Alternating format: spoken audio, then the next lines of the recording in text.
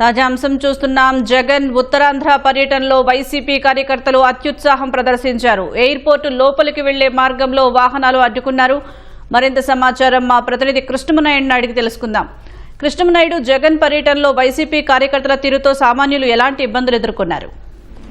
Hit and run కేసులో మాజీ మంత్రి వైసీపీ నేత సిద్దిరి అప్పలరాజు అరెస్ట్ అయ్యారు. ప్రస్తుతం రిమాండ్ ఖైదీగా జైలులో ఆయన ఉన్నారు. ఈ క్రమంలోనే అప్పలరాజుని కలిసేందుకు ఇవాళ మాజీ ముఖ్యమంత్రి వైఎస్ జగన్మోహన్ రెడ్డి విశాఖకి వచ్చారు. విశాఖ ఎయిర్పోర్ట్ వచ్చినటువంటి ఆయన రోడ్డు మార్గాన శ్రీకాకుళంలోని అంపోలు జైలుకి వెళ్లనున్నారు. కాకపోతే విశాఖ ఎయిర్పోర్ట్ వచ్చారు. అయితే పరామర్శ పేరుతో వచ్చినటువంటి మాజీ ముఖ్యమంత్రి జగన్మోహన్ రెడ్డికి ఇక్కడికి వచ్చినటువంటి స్థానికంగా ఉన్నటువంటి వైసీపీ నేతలతో పాటు కేంద్రంలో అత్యుత్సాహం ప్రదర్శించారు.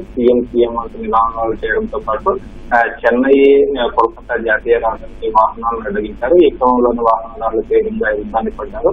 అటు శివానందతో పాటు బాజువాకి వెళ్ళినటువంటి మార్గంలో ఎక్కువ మంది 9 గంటల నుంచి 10 గంటల 11 గంటల మధ్య ఎక్కువగా వారంతా ఉద్యోగులు ఉంటారు. ఉద్యోగులు విధులకు వెళ్ళేటువంటి సమయంలో వాహనాలను అడ్డుకోవడంతో కాసేపు ట్రాఫిక్ జామ్ అయింది. అంతేకాకుండా పోలీసులతో కూడా పదే వైసీపీ శ్రేణులు అయితే గొడవకి దిగారు.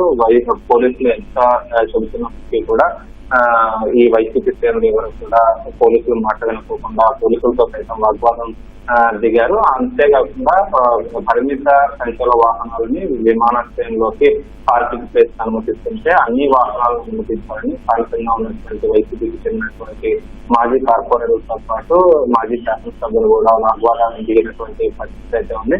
పోలీసులనే నెట్టుకెళ్లేటువంటి పరిస్థితి కూడా ఇక్కడైతే కనిపిస్తుంది.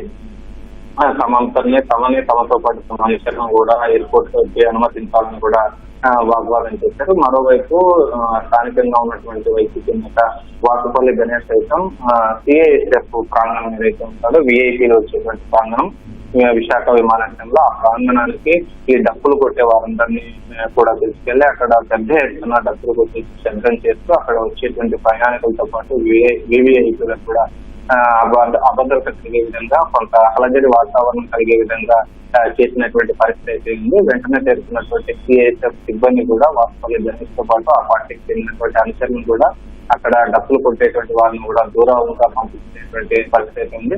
ఈ సమయంలో కూడా తాము ఇక్కడే ఉంటాము, ఇక్కడే నినాదాలు చేస్తున్నటువంటి పరిస్థితి కూడా వైసీపీ స్టేట్ అంతా చేశారు. అటు సిఐఎస్ఎఫ్ తో పాటు భద్రతా దళంతో పాటు స్థానిక సివిల్ పోలీసులతో కూడా అడుగడుగున వారితో వాగ్వాదం చేయడము, తాము వెళ్తామని లోపలికి వెళ్తామనేటువంటి వ్యాఖ్యలు చేయడం అయితే చేశారు. పోలీసులు విధుల్లో ఉన్నటువంటి పోలీసులకే ఎక్కడికక్కడ వారి విధులు కావడం కలిగిస్తుంది. మరోవైపు పరామర్శ పేరుతో వచ్చినటువంటి దానికి బల నిరూపణ చేసినటువంటి పరిస్థితి ఉంది. గతంలో కూడా ఈ మత్స్యకారులు గల్లంతైనటువంటి సందర్భంలో జగన్ వచ్చినప్పుడు ఇదే పరిస్థితిని సృష్టించారు. అదే విధంగా స్టీల్ ప్లాంట్ లో జరిగినటువంటి ఘటన సందర్భంలోనూ ఇదే తరహాలో చేశారు. సీఎం నినాదాల ఆనందంతో పాటు మరోవైపు పోస్టర్లు కూడా అంటే రెచ్చగొట్టే విధంగా పోస్టర్లు పెట్టినటువంటి పరిస్థితి కూడా ఆ పార్టీ చెందుతుంది.